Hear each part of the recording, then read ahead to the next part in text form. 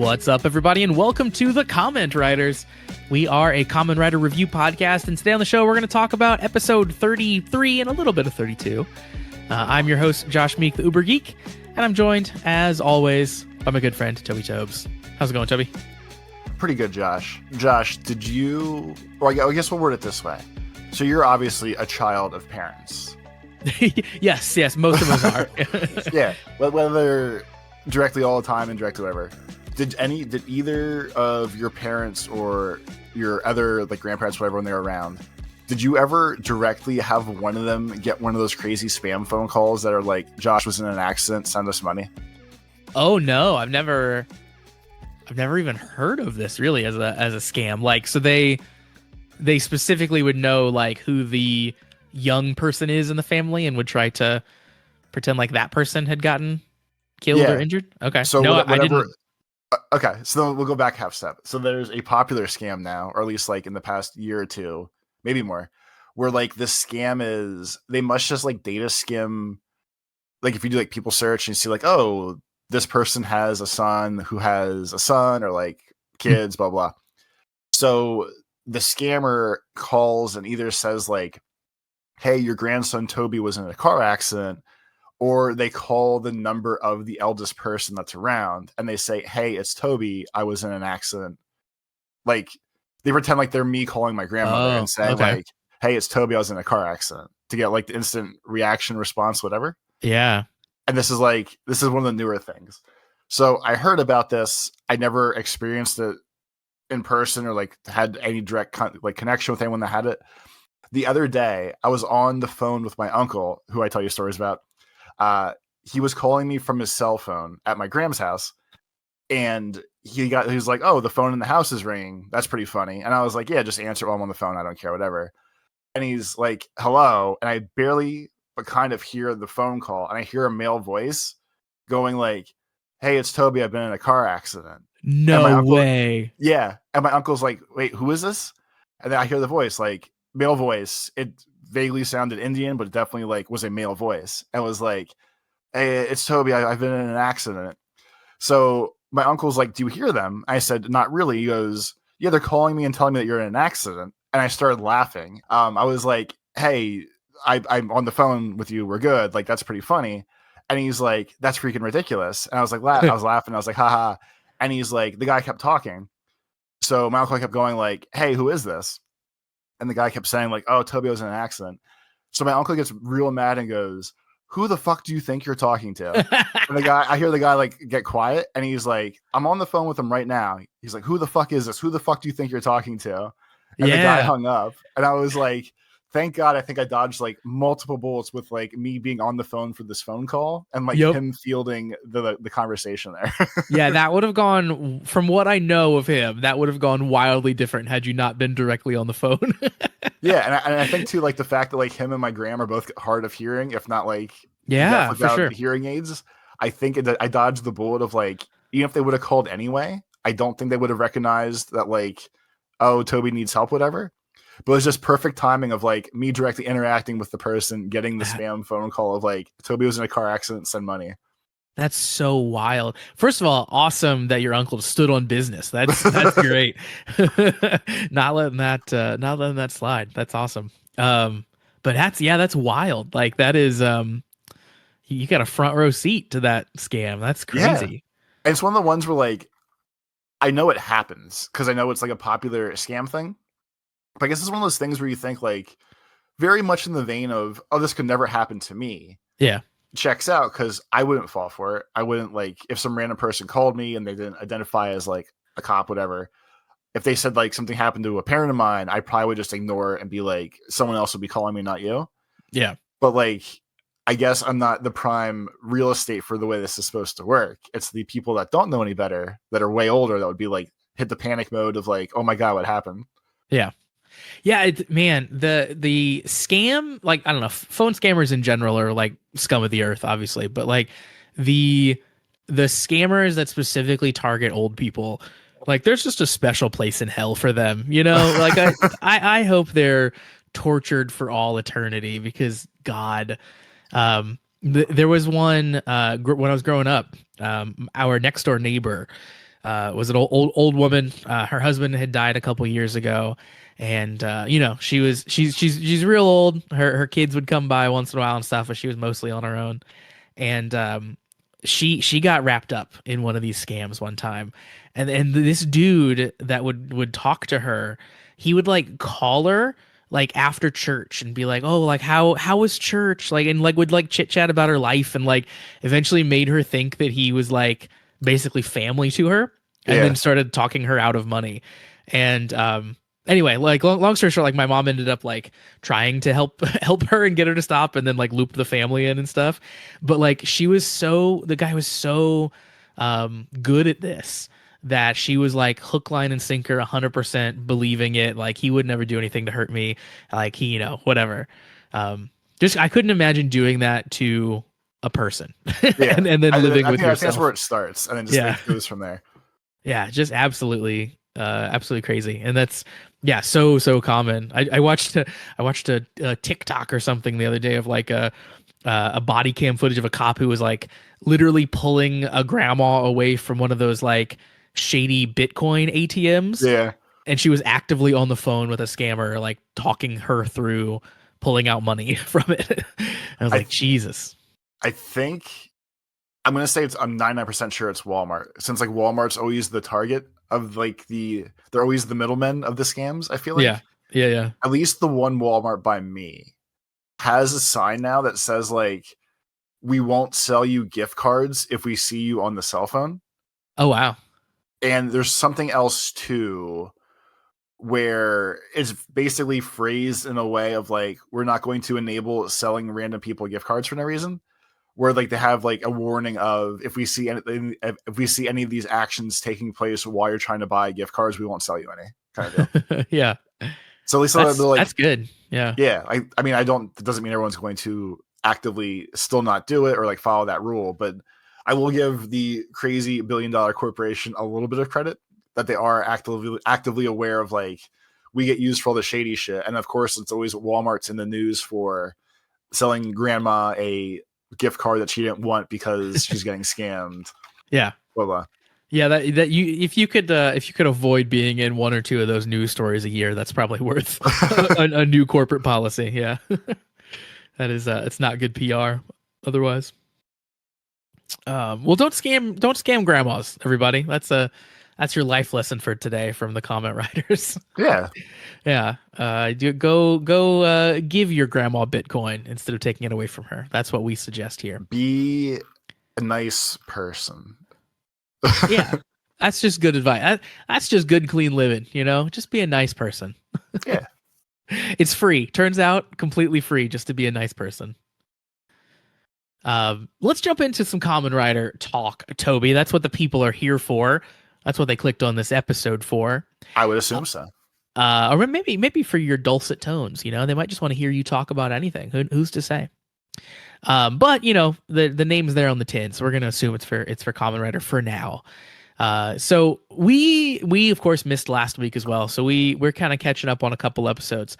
So I wanted to kind of briefly touch on episode 32 and then dive into our main discussion of episode 33. And I think the main thing for 32 that I wanted to talk about is like, we just have this big episode before this one where we kind of reveal the true villain nature of Zero, really, right? Like reveal that he's Baku's father and had kind of cast his son aside, to create this weapon known as Zeztz. And then this episode, the very next one, is like basically focused on trying to reframe Zero as like maybe not that bad. See, like, it was okay. I took it as a funny. It was a funny, well put duality of like this, like the phrase or idiom or whatever, like sins of the father. I Yeah. thought it was kind of funny that like the whole episode was basically both kids and their fucked up parents. It really was. Yeah. And this is how our lives intersect, because we both have trauma and damages that we never knew about from our respective parents that are in the picture now. Yeah, that duality between Nem and Baku, like, and continues through episode 33 as well, is cool. I like how they've set that up, that they both essentially have the same thing going on, and kind of are both sort of born from nightmares in some Yeah. way. Yeah. Yeah, and I think like the only difference was that when the two kids had a conversation about it, Baku was basically just like, in fact, it was like, yeah, we're both screwed, but only my dad's trying to kill me, your mom's trying to help you, kind of thing. Yeah, yeah, yeah. So it's definitely a little bit different, but very close. Man, they're doing such a good job in this show, and this episode made me think about it a lot of the like the shades of gray. Like we have some people that are kind of just good, like Baku, and we have some people that are kind of just bad, like Three. But like other people, have good and bad qualities, and like Zero here, obviously he's not a great person, but like ends up sending the bike back to Baku and ends up trying to help him. And like, we sort of find out in the course of this episode that like the reason that the nightmare is fighting Baku so strongly is because of, basically how much Zero loved him. Like the inverse, right, is true. So like Yeah, you know, I feel like they did say that. I feel like that's a weird, funny cop out of it like, is. Yeah. oh no, your dad loves you so much that you're gonna try to get almost murdered even harder, because your dad loved you. And it's like, sure, I guess this is like he's not dead, but it's definitely seemed like Zero was gonna die, or maybe he will. But like, it definitely did that weird presentation of like, this is my hero's ending. Like I was fucked up for most of my life, but before I'm about to die here, I'm gonna Yeah. do my one good moment and heal you, or give you the key you need, or give you my kidney so you don't die. Tier of, if I do like the thing of like, if I do one good thing in my life, it's going to be today. It's going to be this kind of thing. Yeah. Kind of like the last stand sort of a deal. Yeah. It felt that way for sure. But yeah, like they've done a good job of like they built that in, that kind of like redeeming moment for Zero. And then like we have the lady, and she is like, she's awesome for like shades of gray, right? Like she's not a hero. Obviously she's like done bad things, and was trying to hypnotize and control Zeztz and stuff, like doing all kinds of this crazy stuff.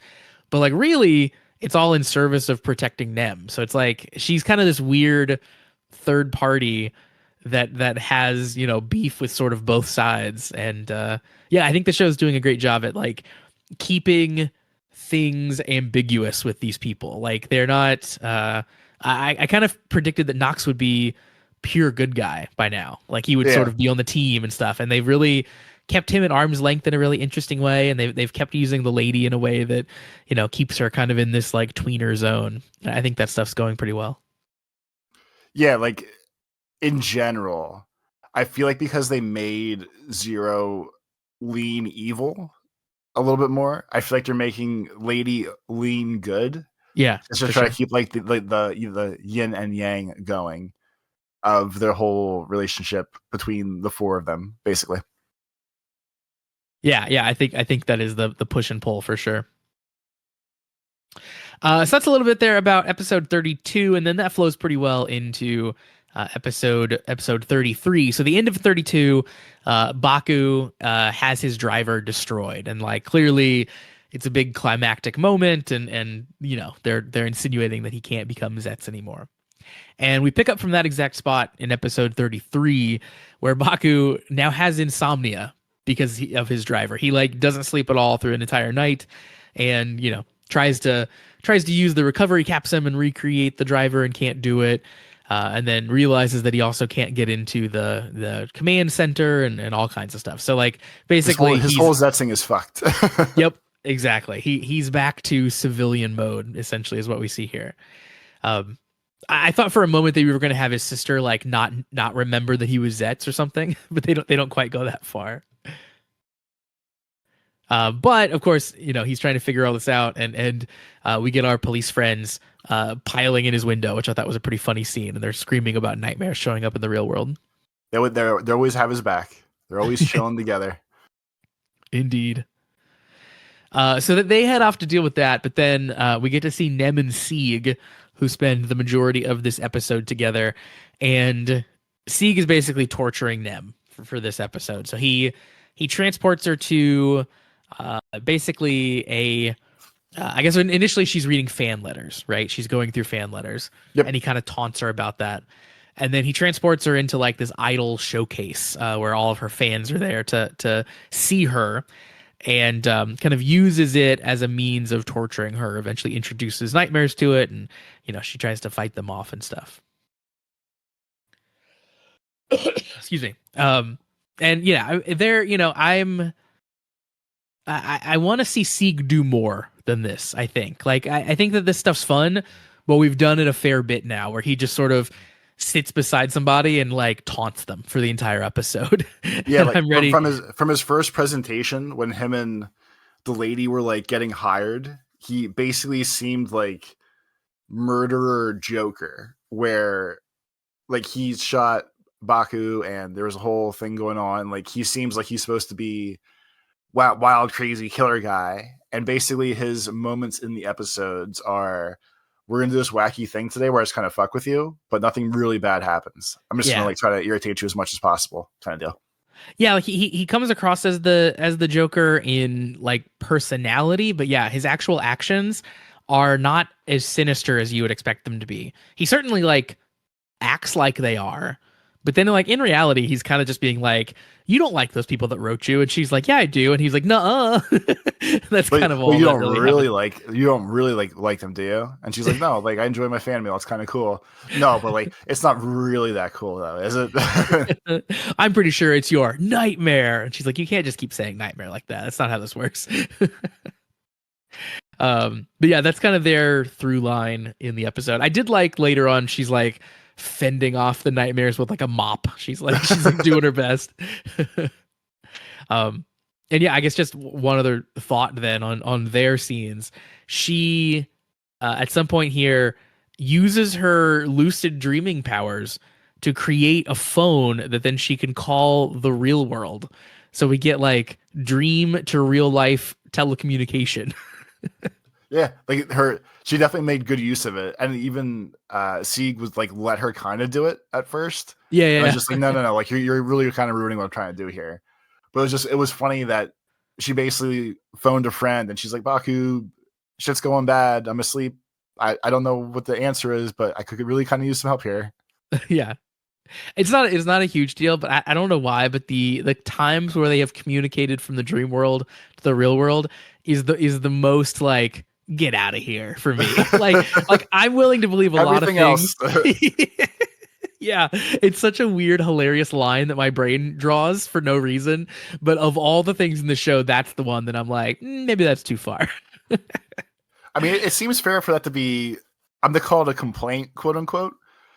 But I mean, I guess at that like broad strokes, at that point, there really are no rules. If Yeah, we can for just like sure. talk to each other in real life, blah blah blah, while we're sleeping, I feel like that was the last barrier of, hey, if you're asleep in like the coma, like Baku's been a couple times, there should be some sort of stakes to that where like no one can talk to you because you're kind of stuck there. Yeah, So yeah, being able to yeah. like randomly call back home, being like, "Oh yeah, I'm just extra sleepy. I'm finishing something up. I'll be home later. Don't worry about it."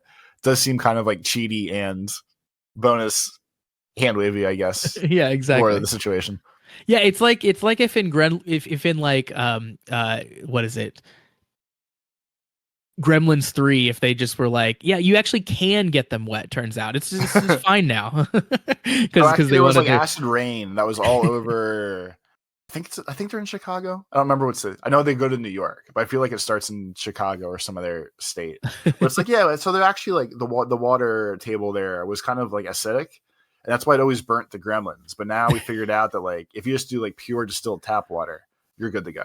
Yeah, yeah, yeah, exactly. It's like we're undoing a rule we set up originally just because it was easier to write the story that way. But ultimately not a huge concern. And I do love when Sieg takes the phone during this scene too. He like holds it out from him and is like sort of talking to Baku. I thought that was pretty funny. And then so Baku of course can't henshin. He's in his real life form, very different than his agent form in the dream world. And he tries to say the mission in English, but turns out Baku can't speak English as well as his dream version can. So he has to say the mission in Japanese instead. So for whatever reason, I took that as in my own headcanon thing, I guess. He changed it from either save them to rescue them, or from rescue them to save them. And whatever phrasing he used, I feel like he worded it in a way of like, I'm trying to find it. Like I feel like he went and tried to make it not as severe. Like I think he tried to do save them in English and then did rescue them in Japanese. And for Yeah. whatever reason, in my brain, I was like, save sounds way more intense than rescue, or vice versa, and that's why I thought he switched it. But yes, I guess it makes more sense that he couldn't English the way, so just said it the way that he knew in Japanese. Yeah, I think the English thing is what they're going for, but that is No, interesting. it probably was. It probably Yeah. was. Like I can accept my mistake there. I did notice, the card that pops up, and then what he says is different. He does say save and rescue, but I forgot what order it was in.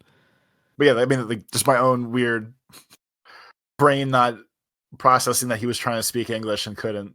Yeah. And just more so like, okay, he didn't like the phrasing that he was using, so he switched it. Oh, in this, we have a little bit of a fight here, and we have our cop friends, and we get to see Fujimi execute his special move. I thought it was awesome. I was like, holy shit, he's actually gonna be like, he's actually a crazy hero. I thought he was gonna actually defeat a nightmare. Yeah, that was not the case. He does this like awesome, like crazy shoulder throw, the nightmare shoulder throw they call it, and they put the text up on the screen. And the thing that it reminded me of, because I've been playing so much Street Fighter, it reminds me of like when Akuma does the Satsui no Hado, his big finishing move, because they do the exact same thing. They put the Japanese characters up on screen really fast, and it fades to black for a second. And it was like, oh my god, Fujimi has the Satsui no Hado. This is crazy. You're on the path of like this is how everything's Kingdom Hearts as well. Like, yeah, no, totally. You're on the path now where just everything relates back to the thing you're super into. Absolutely, yeah, 100%. That is already true for me in Street Fighter. Excuse me. And so Baku, of course, gets his butt kicked in this episode for a while, because he can't henshin. He's like doing his best to protect everybody. At some point here, he uses the barrier, caps him to protect his cop friends and his sister, and then an awesome moment. But we get to see his sister grab Nazca's gun and just freaking try to murk the nightmare. It doesn't really do anything, but it was a cool moment. I thought it, like that whole scene, or that whole like sequence of events was awesome. Because he went like full actual hero. Like he wasn't magic anymore, but he was like, I need to do what I need to do. I just went plain ass human with like tweaks of magic power, trying to do like badass stuff. I appreciated that, the extra of he's being like an actual hero right now. Yeah, I think this whole episode, and of course the ending bit, which is crazy, which we'll get to, both of these things are great indications of like, oh, this guy deserves to be the hero of the show. It's not just that he has the Zeztz power. Like this dude is bona fide, right? Like he has the force of will needed to be this hero. So yeah, it's a cool moment for him to, unlock the final form in this episode that he gets to sort of show off his will in. Yeah, like basically it's his dream that he said, this is not my dream anymore, and he wanted ruined and everything else. But like everything that he read about and wanted to train to try to be in real life, blah, blah, blah. Like he actually managed to do today, where he actually is the hero or the agent he wanted to be, and is like the badass he always wanted to be and stuff like that. Yep, exactly. We also get an interesting development with the lady. She enters the dream world here, which is kind of crazy because she'd been, not doing that for so long on purpose. Yeah. But she like punches through her window to break through and goes into the dream world, and it's kind of confusing. She like encounters a nightmare that she speaks to and says like, you're the or like, Nem is the bad dream that you made come true. And then she has like a little bit of a fight and ends up manifesting the Phantom Capsum. So yeah, I don't know. They got a little esoteric there for me, but it's cool. She's getting in the fray. Yeah, I definitely thought it was neat. Where like she made, I felt like it was going to be a more final sacrifice kind of deal. but like she made like whatever her big sacrifice was, where I don't care anymore. I need to go save my kid. I will deal with the nightmares where everyone can find me when they want to come find me. Like the thing that she refused to do forever because it was unsafe for her to do so, kind of deal. Yeah. And she gave in because of her kid. Yeah, and Sieg is gonna see a reckoning, I think, now. Like if we don't have an episode where it's just like the full 30 minutes of her just like murdering Sieg, then I will be let down because he's started to step to her baby girl and she's not going to allow it, Yeah, like Uh, they set up the, even though the lady hates code, they set up the perfect foil for, I can work with the kid who's code, but not really, and maybe they weren't all so bad after all yeah. because we're all going to work together to save my kid now, kind of thing. Yep. Exactly. And then of course we get to our really crazy ending sequence. So basically what happens here is, Baku continues to try to fight without being able to henshin. And eventually in the dream world, Nem also reads a fan letter that came from Baku. And kind of as she's reading it, Baku continues to fight and ends up getting like shot and starts to bleed out and dies, essentially just dies in the Yep. real world. Her fan letter fades away. Sieg is like, oh my God, did he die? Like he gets so excited about it. And then what happens next is Baku wakes up and he is in the command closet and he sort of realizes that he is in a kind of like limbo, like a dream world limbo, I guess, that he calls like the Zeztz room. So he's in a dream. His real body dies, I guess, and then he starts operating on his driver in the dream world. So, And so before you explain that, I want to say to my reference points, there is a scene in The Matrix where Neo is sitting on a train station bench, just kind of like staring at nothing, and effectively figures out he's in purgatory / dead. I thought of that with the bench that Baku specifically was on with the little light. But also tied to that, towards the end of Kingdom Hearts 3, Sora basically dies and goes to sit in the same kind of train station-y nothingness realm. So I was very excited that everything is Kingdom Hearts as always. Yep, everything apparently is. I wonder if I'm sure it was more of a nod to the Matrix. Like in realistic movie secret agent ties. Like if anything, I'm sure any slight references is more of a Matrix reference than a Kingdom Hearts one, but it was in both things, so I had to make sure. Well, I think Kingdom Hearts is probably referencing the Matrix as well. I think they're probably both referencing the Matrix in this case. And this one's probably intentional because that bench has been there before, but I think that they moved it at some point. Like I think it was there at the beginning, and then I think once they started using the room more, I think they took it away, and then they specifically, I think, brought it back for this scene. So it wouldn't shock me if they didn't bring it back to make that specific reference. Yeah, because I mean, like from all the times we've seen the little command room and stuff, I don't think it's ever been that obvious. Like I know they shift stuff around where but when Baku, they all eat like dinner at the table together now, and like I know the room has been changed. I just don't remember it ever being that blatantly front and center for him to sit and mope on, kind of deal. Yeah, it's like smack dab in the middle of the room here. Yeah. So then what ensues is he starts, he cuts the driver apart and he basically can't do anything at the beginning here. He tries to use the capsum machines to get capsums out. It doesn't work. And then clearly we see the clock spin and that he does this every day and he continues to work on the driver every day. And he goes on for what we find out is 20 years attempting to repair this driver. And he learns as he goes. And obviously, like, we get to see his beard grow and his hair grow. And he, there's papers and food containers scattered everywhere. And they really, they build up the sense. They did a good job. Yeah. I was, by the end of it, I was like, my jaw was like hanging open. Like, I can't believe that they went this far. And such a weird turn for a Kamen Rider as well. Like it's so cool we have this crazy dream world plot this season because they get to do crazy stuff like this. Like Baku existed for 20 years in his dream just to get the knowledge needed to repair his driver or to improve his driver is not something you can do in most seasons of Kamen Rider. Yeah, I mean, like Um, through that whole thing, they did such a good job of showing the room and the time past. They did a good job with having the voices in his head doing the like planting seeds of doubt and him just powering yeah, through. I appreciated like the buildup was he kept going to the capsum distribution system and it didn't work, it didn't work, it didn't work. And when it worked the first time, I was like, oh fuck, he figured it out. He's good, he's coming back. And then they got to a point where there was like 1,000 capsums on the floor and yeah, it just wasn't doing anything. And I'm like, oh, like this shit's actually like fucked. Like we're still getting to yep. some point. I don't understand what we're getting to.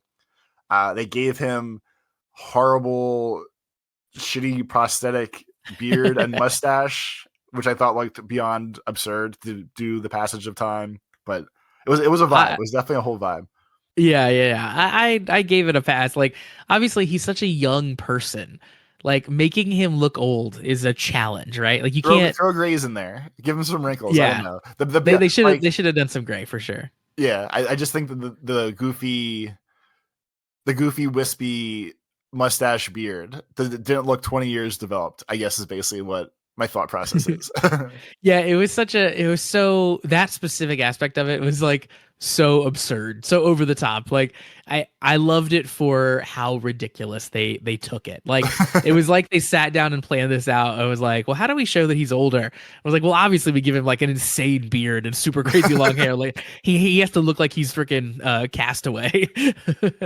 He's looking for his volleyball with a handprint on it. Yep. Um, but yeah, I agree. I think that the voices of his friends and Zero, um, coming to visit him to kind of be those seeds of doubt. I thought they did a great job shooting those. Like they used the actors, but just sort of cut their faces off a little bit, so like they would like be slightly out of frame. You wouldn't be able to see them. Um, it was a great, Put a little portrait blur on the background so like you knew who it was, but you yeah. didn't really know who it was. Yeah, it was a really good visual indicator without having to specifically tell us what they're doing to indicate to us like, yeah, these people obviously aren't here, right? Like these are in his head. I thought that was great. And yeah, the scene where after he gets the first capsule and I the same thing felt like, oh, he's doing it great, it's awesome. And then you get to see the like they're all over the floor. Clearly that wasn't enough, and you're like, oh, we're getting even further here. Okay. Yeah, they progressed that so well. And like what a cool, you know, big set piece moment for an episode that isn't just a battle too. Yeah. Essentially like we get to see this thing that's like very unusual for Kamen Rider because it's not just fighting something. But yeah, it was a really, really neat way to kind of wrap this up. And of course, the big finish is he finishes the driver, and it is crazy looking. It's like huge and red. He's got this like giant like UFO looking capsum that goes in it, and he says something along the lines of like, "Oh, it's just like I imagined, and it's real now." And we cut back to the real world, 20 years prior, where he has just died, and the two nightmares are about to kill his sister and his two cop friends when they kind of get touched by a points of light and just sort of like poof out of existence and back to human form. And Baku's body, they hear a heartbeat, they look over, and his body is reviving and turning into Kamen Rider Zeztz X Dream. So he's getting his final power up form, and it's called X Dream. And what did you think about X Dream? I thought he looked like Rainbow Gotchard. My Yeah, my sure. initial thing was this looks like Rainbow flashy gold Gotchard. And I was like, they didn't do anything with the suit or like the story with it yet, other than like the build into it. But I think in like name and vibe and all that stuff, I think that was the perfect way to have him be like, he finally broke his last tie to code. Like he is just the smart secret agent boy who built his own wacky driver with found tech, I guess. But like this being the final suit, I feel like is the perfect culmination of the story they're telling about Baku specifically and where we're at right now. Yeah, I agree completely. Yeah, the like you said, like no longer tied to code. He built this back up from core principles basically. Um, so he's the extreme version of Zeztz now. That's why he's extreme, extreme, extreme. I think that's a cool name. Obviously, yeah, I think the look is crazy. Like, obviously, it's a final form. It needs to be very flashy. The flashy, usually gold, if not like Yeah. rainbow bright colors every time, kind of deal.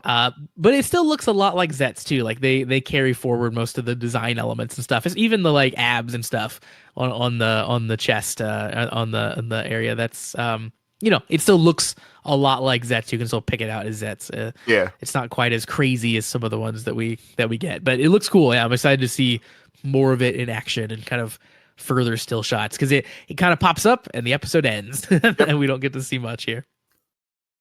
Well, it was funny because Yeah. when it cuts to like the next time on loading screen thing, when all the capsules fly around in circles, I thought it was still tied to the actual episode going. And like, look at all the powers merging together and turning into a thing. And then I was like, oh fuck, the episode's actually over. This is just the end of the story today. Yep. Just giant cliffhanger, new form. Do you think that this is too early for the final form to debut? We've got, probably almost 20 episodes left, I would think. With the way this season has been going, I guess I don't know anymore. Like, I'll assume this is truly the final. I mean, maybe there'd be a weird tweak on it at the end. But in a season where like we restarted the show in episode 25, I guess I don't know what's supposed to go where anymore. Yeah, right. It is yeah, hard to figure out. Yeah, I feel like this is a season that is very uniquely plotted. Like it's not necessarily hitting beats that you might expect. I think like I mentioned earlier, I think Knox I would have predicted he would have been kind of fully converted over to the good guys team by now, and that's not really happened. I think that all the code shakeups and like Zero getting arrested and Three taking over is like weird, crazy interpersonal stuff that you don't always see in shows like this, and it's hard to figure out how that all is gonna fit into kind of finishing up the story. Yeah. Yeah, they're doing a lot of stuff that is unique for sure, and we got a lot of emails, of course, since we were out last week too. But one of the emails we got was from Jordan, who writes in sometimes, and Jordan had asked like, "Do we think that Jordan always knows the answers?" Let's give Jordan. He's a soothsayer.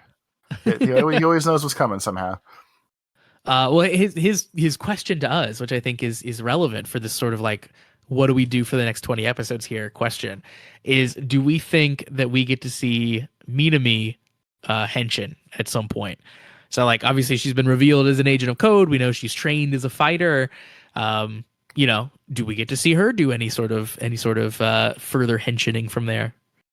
I think that's how we get a final form of at least like one more new person doing something. And I feel like with how much they've given her own show to run concurrent with this, I feel like that seems like the perfect ending to have her also be like, hey, it's a family thing now. And then them like kick ass together. It's a family affair. And they're both henching. Yeah, that'd be great. Yeah, I agree. I think they've done such a good job with her this season. Like you said, she's got her own little solo sideshow, and she's been a cool character in the show, and had this big crazy reveal that makes it storyline wise makes it reasonable that she would become a writer. I hope we get to see it. I hope we get to see her at least henshin. Jordan points out like she could use the Lord Invoker system. Doesn't have to actually be a writer, right? Like she could do that, which I think is much more reasonable. Obviously, that seems to be the if I'm an agent of code and I'm gonna henshin, I use the Lord Invoker system. But we could also see something crazy like Code Somnia could be another Kamen writer and she could become it. Who knows? Like we could have crazy things happen. Show of crazy things, we could definitely have one more crazy swerve where we're like, holy shit, this is actually the thing for this season. Yeah, we could keep adding to those. Let's continue on with email since we have, like I said, we have a bunch of those there. So Carl wrote in. We were saving one of these before, and Carl has some business ideas for us, Toby. And this time, we're gonna make a Kamen Rider double themed laundry service called Double Drive Laundry. Okay. You and Toby open Double Drive Laundry, a laundromat designed to make life a little easier in these trying times. Each washer is green, and every dryer is black, like double. Get it? Stationed side by side for quick, seamless loading and unloading, while also playing homage to Kamen Rider Double. Additional amenities include the Skull Crusher detergent, Double Cyclone Spin Wash Special, and Memory Mist sheets, dryer sheets that leave your clothes fresh and full of new memories. And the slogan, I think the slogan's the best part: confess your stains, we'll clean the rest. That's a hell of a slogan. That's really good. Uh, uh, Carl says, plot twist this week. We had a pretty big plot twist, didn't we? I think referring to the father reveal. What if I have my own plot twist? Have you seen Toby and Carl in the same room, in the same voice call, in the same email? Maybe as we learned with Minami, maybe we don't know the people closest to us after all. I feel like this would have been going back now. I don't remember when the conversation was about the email. There's definitely a point at one point where I forget what the email was about, and there's a whole thing. And you said, if this is you, you better fucking tell me. Yep. Because, yeah, I don't remember if that was when Carl started It or if was. that was just It was. okay. Yeah, it was maybe the second time Carl emailed in, I think. It was yeah, like I definitely was like, this is you. I know this is you. I'm still not convinced. I think this is you as Carl trying to drop a hint, like trying to remind me that it's actually you. This could be one of the greatest swerves that I've been long playing. Dude, yeah. It'd be like did you see this video? Sorry, this is a random aside. But there's a dude who used to work with Mr. Beast who I think left Mr. Beast and now like is doing his own videos. And the video that he made, I watched it just like incredulous the entire time watching it. He in this video, the conceit is that he goes and convinces a a friend that he had fallen out of touch with, an actual friend from his real life, to rob a bank with him. And it's basically a giant prank. So like the friend thinks that this guy is a YouTuber but has gone he's broke bad basically. Yeah. And the whole thing is he is convincing this friend to go along with it, but then at the same time he hires actors to play FBI agents to make the friend think that he's informing on the YouTuber to the FBI. So basically, they spend months just torturing this guy that he used to know, used to be friends with, and like at the end they're like hugging and stuff once he like reveals it. But like I would be so mad, like you just broke my brain for months and months for a random YouTube video. That's crazy. So yeah, I forget what the TV show was called. There was some TV show 2 years ago, maybe at this point, where they basically hired an entire courtroom full of people to play a prank on one guy that was on the jury. I think it was like a Netflix show. That's the vibe I'm getting right now. yeah, that sounds similar. Do you It's just remember that show? man, Do I need to look it up I've quick? never heard of the show. No, the show is I've never heard of this at all. But it sounds crazy. But yeah, I'm just fully not a prank person. I don't think. I'm just very out on pranks. Well, yeah. I mean, I feel like the word prank in 2026 does not mean what it used to. That's Okay, fair. so the show was called Jury Duty. It was in 2023. It was a reality hoax sitcom created by two people. It was basically one guy was hired as jury member. Like he was not in on the joke. And everyone else was just paid actors to mess with him while he was on jury duty kind of thing. Or like they made him go through a full trial with absolutely everyone else just like playing roles and him trying to do normal life jury duty. That's so weird. Yeah, that feels like psychologically torturing a person. Like I'm sure that it's like technically legal, but somehow, but like it feels insane. It feels I like we are running the Stanford prison experiment on someone unwillingly. I feel like it came out right around the time that the documentary came to America about the guy in Japan who was on the quote unquote game show where he had to win like write in mail in raffles to survive. Yeah. Yes, I feel like it came out about the same time. And that documentary is wild. If you can find the one about whatever game show the Japanese guy was on, where he just could only survive while filling out raffle tickets, basically. Man, I've not heard of that either, but that also sounds insane. I'll That have to one, check that out. all right, Japanese. That one, I'm surprised you don't know. I feel like that was way Yeah, I've not heard of bigger them. as a. Yeah, so they did the same year. It was called the documentary is called The Contestant, but it was about a show that was on in the 1990s. It came out before Big Brother and everything else, and it was basically the guy who lived in basically a tiny one room apartment, filmed 24/7, and all he was allowed to do was they would give him magazines. And he had to win contests in the magazines to get things to live in his house. But they did it to him for 15 months until Wow. until he like quote unquote won. And then when I won't ruin the ending, but it's a wild thing to watch. And they interviewed the guy. There's people like the producer was on it, all sorts of stuff. But everyone should watch The Contestant before they watch Jury Duty. If you're going to watch one bullying of human beings as a TV show. Yeah. After I looked this up, I have seen this guy's face before, but I think just in like a random clip or something. I didn't have any context. Gotcha. Yeah, that sounds crazy.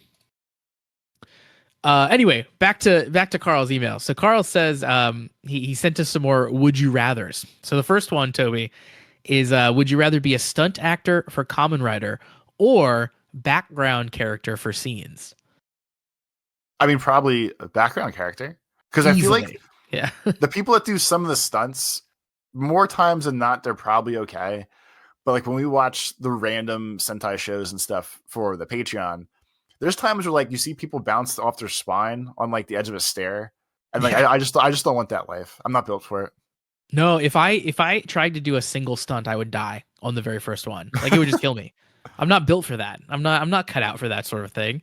I just listened to the audio commentary for one of the early episodes of Community, like in the first season, and in this episode they have a stunt person because she stands on a desk, and then in this scene the desk falls and she falls. And they were talking about in the commentary track that they did it so many times. One of the times she fell and just like started bleeding, like she scraped her leg or something as she fell. And the one of the actors was like, "Oh my God, are you okay?" And she was like, "Yeah, like this is my job. Like calm down." And it's like, I don't want that to be my job. No, thank you. So yeah, I'd much rather be a background character so that I could watch the show and be like, look, it's me, look, it's me. I feel like it's a weird, thankless job to be a stunt person. Like, there's, I guess, probably super famous ones, but if gun to my head, I couldn't name you a stunt person. No. So, at least if you're in the background, it's low risk, low reward versus high risk, low reward kind of deal. Yeah, I think that's fair. Yeah, I think, being a stunt person, like you're intentionally not famous, right? Like you need to look like the average person, that you need to have your face concealed because you're supposed to be the actor instead, like, so it's, you're not going to get the fame for sure.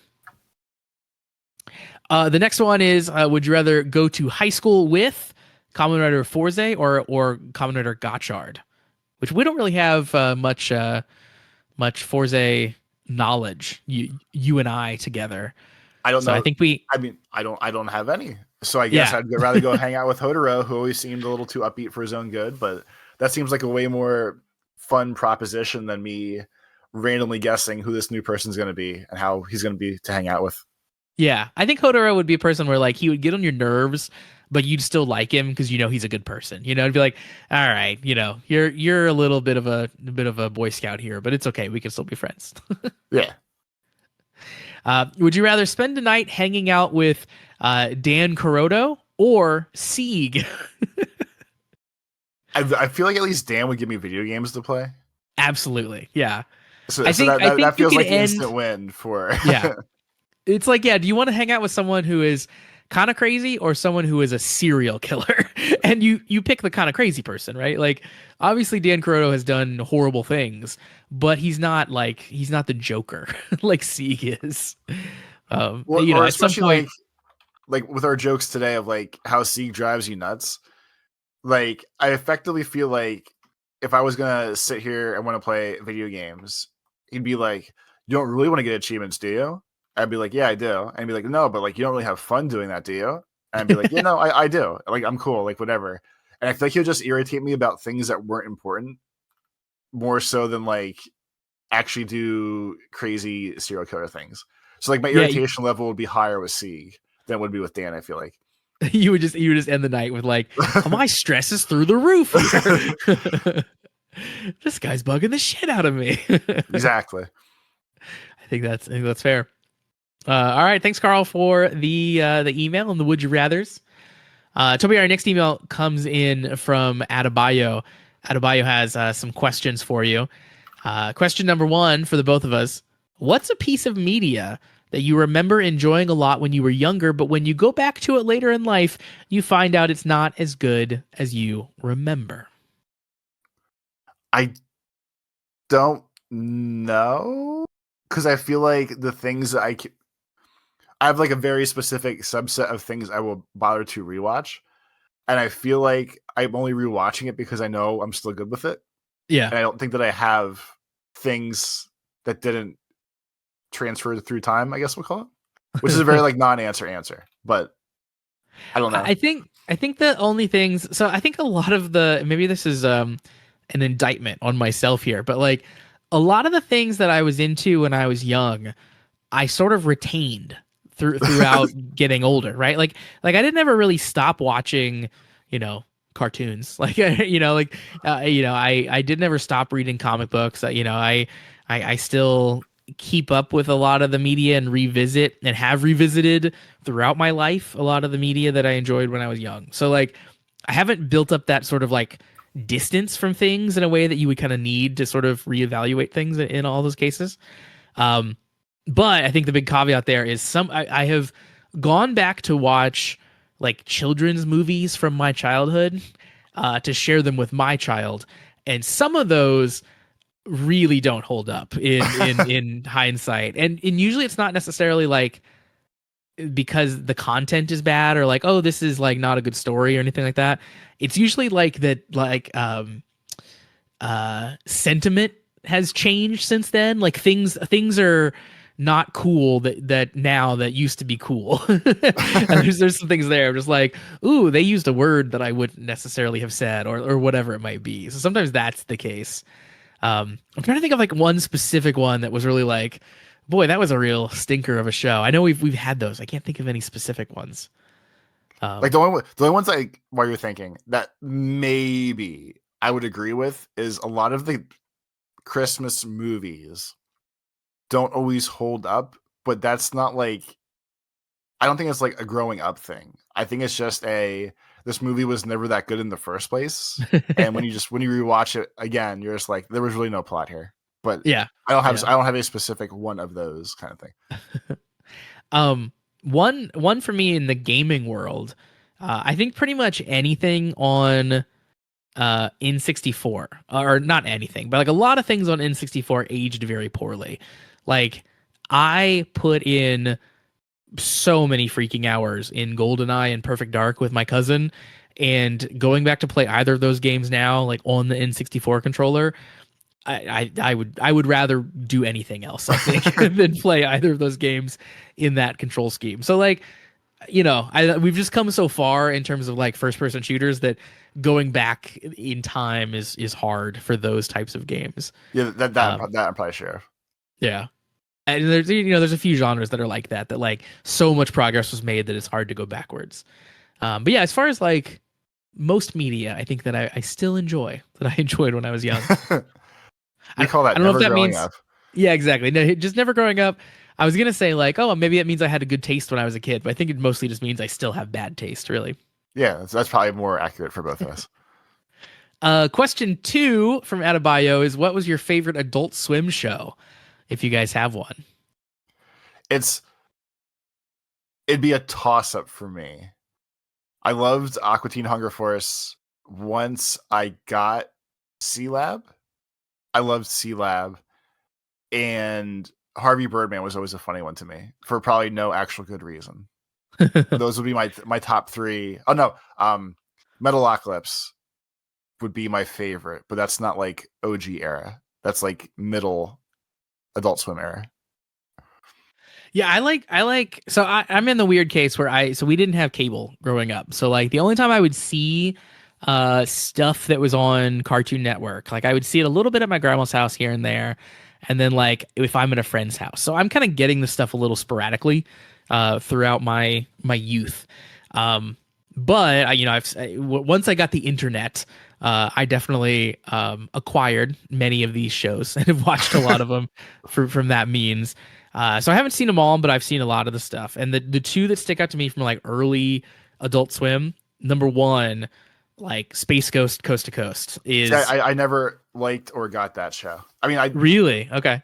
I know what the core conceit is of that show. I just never enjoyed that show.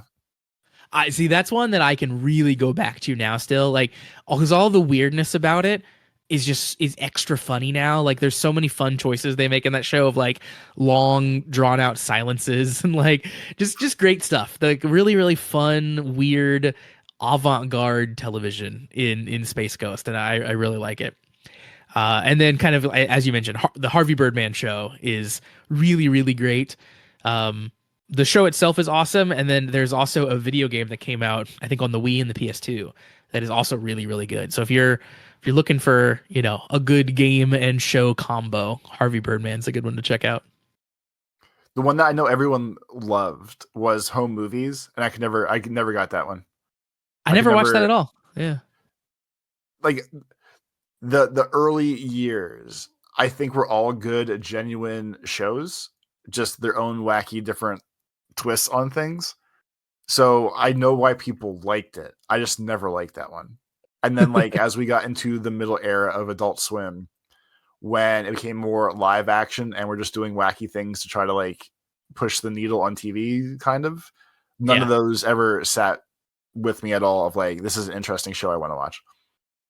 Yeah, I think a lot of Adult Swim show stuff like falls on the side of being annoying more than being weird and fun. And I think Space Ghost is an example of like it's weird and it feels like you're in on the joke. And I feel like a lot of Adult Swim stuff, like later stuff especially, feels like that I'm actively being assaulted by the joke. Like like this is weird, but just for the sake of being weird, and I'm not enjoying it necessarily. Looking at their programming block, just quick scrolling. I liked Robot Chicken for a long time because I thought it was cool. They made a whole show. They were shorter episodes, but they made a whole show out of making like stop motion action figure things. I thought was good. I know people loved the Venture Brothers. I never liked that one. Frisky Dingo, I liked, and that basically, if that's not Archer, it's as close as you're humanly possible going to get to Archer as a different TV show. Yeah, so that one was fun, and then everything else on this list is like gibberish to me. So some of these titles are great. When you look at the later Adult Swim stuff that I've just never even heard of, this is it's probably just garbage. Absolute nonsense. Yeah. The most recent live action show it looks like that Adult Swim produced was in 2020, and they put out a show called Three Busy Debras. I like the Eric Andre show too, because that was basically like Jackass but TV. So I've never gotten into any like. So is Eric Andre part of Tim and Eric, or is that a different Eric? No, that's Tim Heindecker and Eric somebody. Okay. I've never seen either of these shows then. I don't know anything about Tim and Eric, and I've never seen the Eric Andre show. I've up until now just confused two different Erics as the same person, apparently. It'll happen. It's like the reverse face blind and stuff. It's okay. Yeah. Adebayo goes on in his email and says, anyway, that's all I have this week. Hope you guys keep on dreaming and have a good one. P.S. When you really stop and think about Pokemon design discussion, is really funny to me because all you have to do is grab a few random Pokemon from the generations that you didn't grow up and just say that, boy, Pokemon designs have really gone downhill. Anyway, here's a random unrelated picture of Stunfisk, Obstagoon, Diggersby, and Goldengo. So if you want to look those up as you're listening along, certainly some of the most egregious Pokemon designs throughout the years for sure. I don't know. Yeah, I think it's Goldingo. I'm seeing Goldingo for the first time, and I at least yeah, know it's the like name a Stunfisk. yes. I think Stunfisk I've seen around a bunch. Um, Diggersby I've seen around a bunch, but don't like. It's the bunny where he has hand ears for some Okay, reason. And then Obstagoon is just a furry, essentially, a man in a furry costume. beautiful. But yeah, if you want to Google Goldingo, Gholdengo, take a gander at that and let me know what you think. All right, let's see. Because I don't even know if I can describe this. It's like a Rastafarian root vegetable of some kind Yeah, with a we'll, belt. we'll do it. I've heard of the Pokemon it evolves from at some point, Oh but yeah, okay. yeah. So I guess only from buying too many card packs. It basically evolves from like a little treasure chest Pokemon, or a little monster that lives in a Oh treasure chest. yeah. And Goldingo is apparently made out of a thousand gold coins. So I guess that is a natural evolution of something that lives in a treasure chest in the I, Pokemon universe. I guess so. I've actually been playing Pokopia recently, which is very fun. I like that game a lot. But I just met the treasure chest Pokemon for the first time, and I'd never this game is the first time I've ever seen that Pokemon before. Yeah. Yeah, I feel like Pokopia has a good mix of like all the generations and the ones I feel like are fan favorites, even though I Yeah, don't know a chunk of them. yeah. I think they've all been actually. I think that might be the first one I've encountered that I didn't know. Like there's some that like clearly I'm not like as familiar with as like a Pidgey or whatever. But I think the treasure chest might be the first one that was just completely foreign to me. But it does have a great mix. That game's fun too because much like Pokemon Mystery Dungeon, the Pokemon have personality because Yeah, they all have they lines kind of and yap stuff. a little bit. Yeah, Yeah, I like that a lot. Like I like that way more than I thought that I would. Um, I think you told me about Pokopia. I think you described it as like Animal Crossing, but with more plot, like more yeah. storyline, more like beats to do. And that's the perfect explanation. That's exactly what that game is. And yeah, it It's turns more out that's so. exactly what I wanted from Minecraft Yep, and then that's or my from thing Animal too. Crossing. We're like, yeah, or any of those games. At least I'm at the point like I finished the story and I at least get the crux of like what I should be doing every day. As like, if I'm going to keep playing this game, this is the things I should do. Yeah, I think I what found your chores are. yeah, I feel like I found like a happy medium now of fuck around for 20 minutes. I'm good to go for the day. But if I didn't have remote guidance of what to do, and if the game wasn't very generous of like, hey, if you don't understand what you're supposed to do, like we will give you tool tips and ask people and everything else.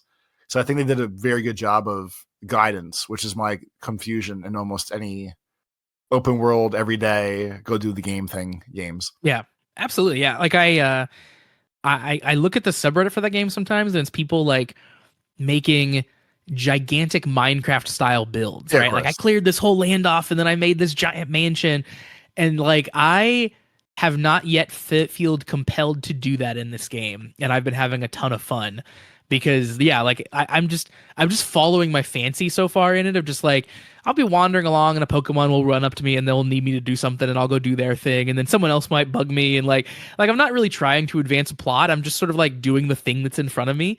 That sounds fun. And then that is just sort of inadvertently advancing the plot. But like, yeah, I've built some prefab houses and stuff, and I've like sort of revamped the areas that exist in the game. But yeah, like so far, I haven't had the desire or the need to just sort of like make it into a box of Legos, and I really enjoy that. That's not Yeah. required to enjoy the game. Anywho, moving on with emails. We talked a little bit about Jordan's email as well, asking about Minami. Jordan, let me catches up then on the rest of Jordan's email here. Um, so Jordan wrote in about episode 32, talking about it, diving deeper into Zero's real feelings about Baku. Says it's clear that even though the completion of Zeztz was his driving motivation, he still deeply cares about his son to the point that he had a picture of young Baku in his wallet. Of course, these feelings were opposed by the Zeztz darkness nightmare, allowing it to evolve into manifesting a Zeztz driver to insert the darkness capsum and use banish finishers. Speaking of the Zeztz driver, it seems like it took a little too much punishment, probably on account of Baku using the over banish finisher for the first time. Can't have a rider show without a rider, so final form, anyone? Look at that. Jordan calling it already. I'm telling you, this always happens. It also seems like 3 has finally gotten the official go-ahead from the higher-ups to take down 0. Yes, as we saw. 0 thinks it's because 3 wants Code Somnia for himself. With what we know so far, I now think that Somnia is an enhancement program that involves fusing agents with nightmares. For example, Sieg. 3 already offered this process to 5, so we might see that soon. Speaking of the other agents, this is actually a thought I've had for a while. The agents we've seen so far have had partners. Sieg and the Lady, 1 and 2, were paired together before Sieg went rogue. Kureha and 5 have always appeared together. And I theorized that 3 was a regular agent and was supposed to be paired with code number 4, but at the time there was no suitable recruits as they were still in the beginning stages of testing dream learning. I also believe that if Baku had fallen in line as a proper agent, he might have been paired with Minami. It would have made sense to have a brother-sister duo of agents, since it would probably be easier for them to work together on their missions. I wonder that since Minami's secret has been exposed, and then, will we get to see her transform? I hadn't really thought about the fact that they're all paired together, but we have seen duos of agents, which I guess makes sense. Like, if you're going on secret missions, you would need backup, right? I don't know, because I mean, like, I feel like Bond always had friends, but there was never like a constant arc. Like, Knox was upset because he got sent by himself for his mission and got like Nightmare murdered. That's why he called and he was mad about it. Yeah. Yeah, like, I mean, as adjacent to them like being friendly with each other, I feel like Code was very, you go out and do things by yourself. This is your mission, blah, blah, blah. But I guess that's also confirmation bias or whatever, because we've only seen the things we are supposed to have seen. And those always seem very single person, knock yourself out things. Yeah, I guess it could have been a bit of like a rug pull for Knox at that moment, right? Like, oh, you've always had backup for me up until now. Like, like, what are we doing here? But yeah, I think I 100% agree with Jordan that Code Somnia is some like weird effed up, you're going to become half of a nightmare thing. Absolutely. I think it's really the only explanation for what it can be at this point, probably. But I could see it being a thing where like initially it's like crazy scary, but then it manifests into a capsum or something like that, and then normal people can use it. Yeah. And then our final email comes in from Shade. Shade actually sent in an email for, of course, last weekend, this week, but we'll just go through this one for time here for episode 33. So Shade says, "Greetings everyone, and welcome to an actual email for case 33." Because Shade used the number 33 for both emails here. But dives into the case file for episode 33. Now that Zeztz is gone, Sieg tries to torture Nem, and she manifests a Zeztz phone. The episode also features the first mission that's written in full Japanese, which is Rescue Nem. For real this time, a nightmare escapes into reality for the first time, and Baku tries to fight it off with only his capsums, and Fujimi gets to show off the nightmare shoulder throw, as we talked about. Shade says, fun fact about the text effect for the scene, that was actually the text effect they used for the Rider finishers in Kamen Rider 01. Director Sugihara, who directed this episode, also worked on 01, and I guess he thought it would be cool to use it for Fujimi's one badass moment. Okay, so it was a callback to 01 as well that I didn't catch. Nem, of course, having a bad day, some good behind-the-scenes photos of her, and then of hilarious behind-the-scenes photos of Baku with his long beard and fake hair. Those are probably keeper pictures for sure. Yeah, really good ones. There were exactly, according to the blog, 653 capsims scattered across the floor during the filming of that scene. My guess of 1,000 was not that far off. Yeah. He also ate a bunch of canned beans in the back. We see the cans, of course. Uh, Shade shares some pictures of Zeztz X Dream looking real cool. And then goes on to say, fantastic episode overall. I have no words other than Ryutaro Imae is fucking fantastic. Zeztz doesn't appear until the very end, so we get to see him as Baku for the entire episode. And man, the way he's desperately throwing himself into danger, that entire scene of him in the Zeztz room made me speechless. Shout out to Nem's actress, Horiguchi Maho, too. The episode mainly focuses on Baku, so we didn't see that much of her, but she also did very well at playing someone who's having the worst day ever. The story behind the creation of X Dream is incredible. Stretching the moment of his death into 20 years is pretty metal, and the fact that he handcrafted his final form instead of just manifesting it like every other form he's had is such a great decision. Love how X Dream is quite literally Baku's own dream realized into reality.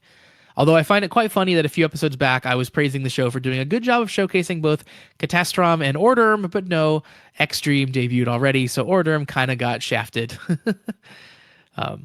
Other than that, my only complaint for this episode would definitely be Baku's beard. I'm sorry, but no amount of suspension of disbelief will make me believe that this boy can grow facial hair like that. Yeah, see, exactly.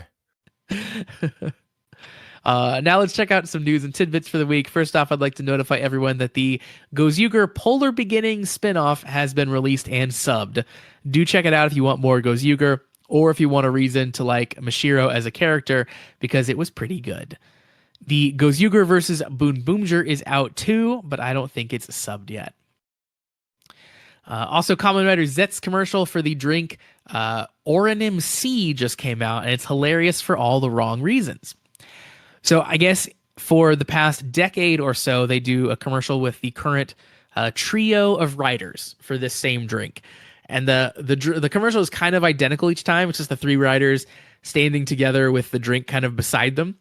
But this time, they don't really have three writers because Nox and Dawn are kind of like morally ambiguous. So they don't really have three good guys that they want to put in this commercial. So Zeztz had to do it all by his lonesome. I mean, I guess that works. I mean, he should feel good that he earned the hero role to get his drink commercial without sharing, I guess. Yeah, he's the only one who needs to be there, I guess. He's that important. He's that good at being the hero. Shade goes on to say that also Baku killed the wolf nightmare again in the commercial. This is the fourth time he has died on screen. Dude does die a lot. He absolutely dies a lot. Yeah, for sure. He's one of the faves. Also, Kamen Rider Zetz's Golden Week stage event has just happened, and some pretty cool stuff happened. The stage event is about Zeztz navigating a dream labyrinth to save the audience. He solves a bunch of puzzles and fights Dawn and a new nightmare. On day one of the event, there's a talk show section with the main cast and 3, 5, and 6. They did a lot of fun stuff. Nem and Minami performed their character songs. The cast traded characters and tried to do reenacting certain scenes from the show. Baku had to become number 3, Minami had to be Baku, etc. That sounds crazy. 5 and 6 protested because they're not included in the opening theme song and opening theme. And 3 reenacted his iconic look from the opening where he's doing the crazy tongue out pose.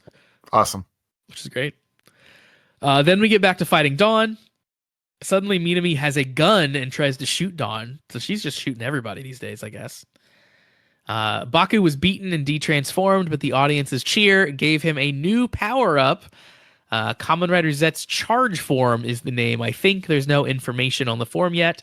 But the image, it looks like the Pride version of Zeztz, basically. It's Zeztz with a rainbow on his chest. So, kind of cool looking.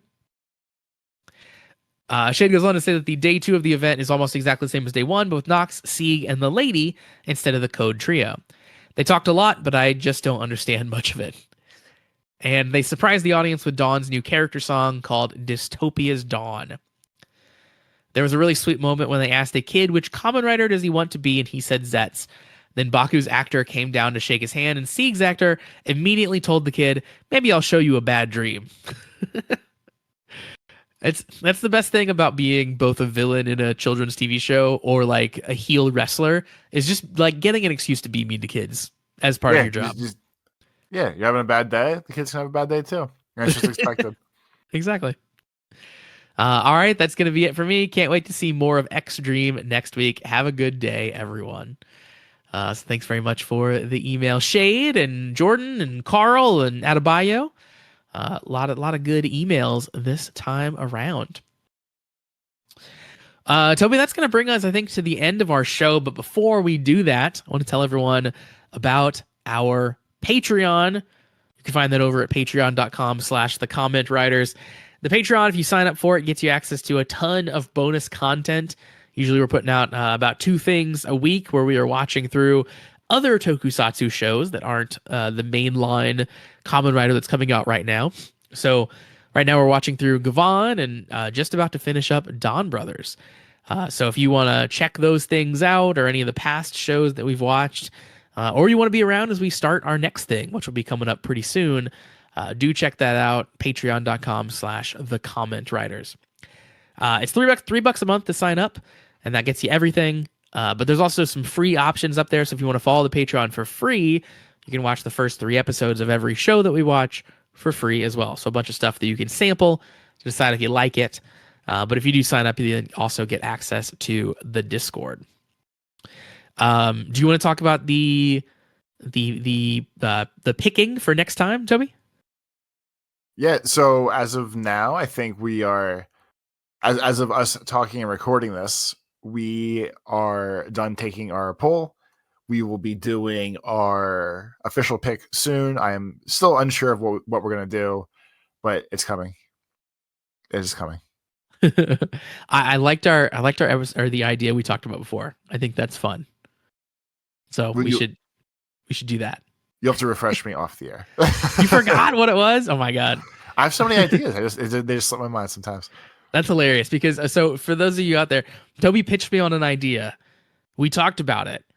I reached out to a third party to get the yes. Yeah. Okay. All right. I remember what it is now. That's just such a funny one to have forgotten. we will retouch base on that one, and then we'll go from there. Yeah. Well, needless to say, we've got some ideas for sure. So yeah, now's certainly the time to check out the Patreon. And of course, if you do want to send in emails like all of our friends did today, send those over to cast@commonwritersucks.com. Once again, that is cast@commonwritersucks.com. All right. Toby, why don't you tell the people where they can find you on the internet? On Twitter, it's Life of Tobes, and on YouTube, it's Tobes Plays. For me, you can not find me in too many places these days. One place you can find me is Blue Sky. I am at meek.lol over there. And of course, the show is also on Blue Sky. You can find it at commonwritersucks.com. So follow those things, and also check out the YouTube channel, of course, youtube.com/prettydeece to find that. So yeah, that's going to wrap us up for this week. We'll be back next time to talk about X Dream and what this final form can do. We do hope you join us back for that. But until then, we hope you have a great week, everybody. Peace.